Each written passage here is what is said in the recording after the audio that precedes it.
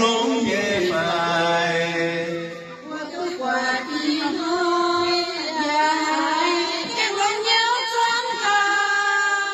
cho kia nhân hai hai tông vàng tu luận rồi hồ tiêu báo thù